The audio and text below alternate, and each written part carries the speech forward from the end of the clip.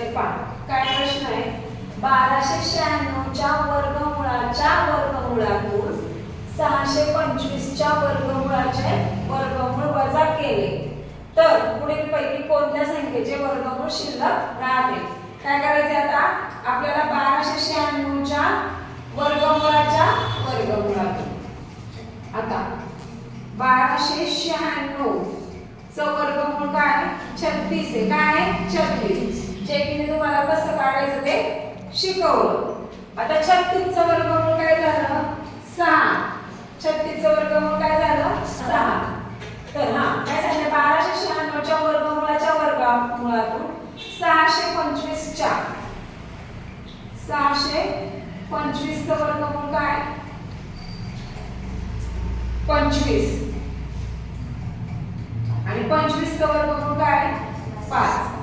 हा परत 1296 च्या वर्गमूळाच्या वर्गमूळातून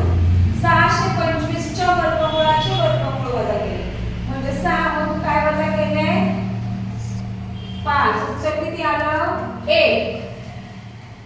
तर पुढील पैकी कोणत्या संख्येचे वर्गमूळ शिल्लक राहते मग 1 कोणत्या संख्येचे वर्गमूळ आहे 1 चेच कळलं ना प्रश्न काय सांगितलं 1296 च्या वर्गमूळाच्या वर्गमूळ 1296 चे वर्गमूळ कोणतं 36 त्याचं वर्गमूळ कोणतं 6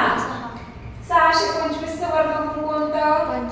25 चं वर्गमूळ काय 5 म्हणजे 1296 च्या वर्गमूळाच्या वर्गमूळातून 625 च्या वर्गमूळाच्या